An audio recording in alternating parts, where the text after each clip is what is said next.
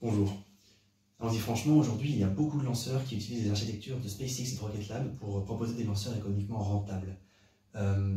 Et c'est presque dommage parce que cet engouement pour le liquide réutilisable prend la place, d'une certaine manière, de certains développements intéressants qui pourraient être faits sur des architectures moins chères à développer et plus sobres en termes de ressources par vol utilisées. Ce thème de la sobriété il est important, je pense, parce que le spatial peut avoir un réel rôle d'exemple dans l'industrie. Pour en revenir au sujet, l'autophage permet de faire tout ça et j'ambitionne de le démontrer par la recherche. Pour les aspects économiques, on se rend compte que développer un lanceur c'est long, un bilan économique c'est compliqué dans ce cas-là. Mais les meilleurs recours qu'on a eus, c'est la comparaison à d'autres projets.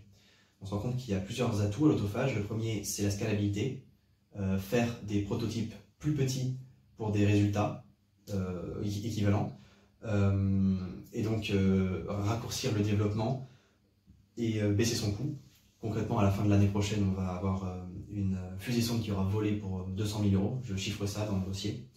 Et deuxième intérêt, le lanceur est hybride, c'est-à-dire qu'il bénéficie d'un coût de développement beaucoup moins important, 3 fois moins important d'après les acteurs du spatial actuel. Pour terminer et pour revenir un peu sur mon apport personnel dans le projet, je m'oriente vers mener la recherche sur l'autophage. Et bien que mon quotidien se soit trouvé des financements avec Marius aujourd'hui, eh bien, j'écris en parallèle un article pour présenter le concept, les verrous technologiques et les dimensionnements qu'on a fait déjà à des partenaires techniques. Pour terminer, j'ambitionne de faire une thèse sur le sujet, mais ça il faudra que j'en reparle avec mes professeurs supérieurs, donc voilà. Merci.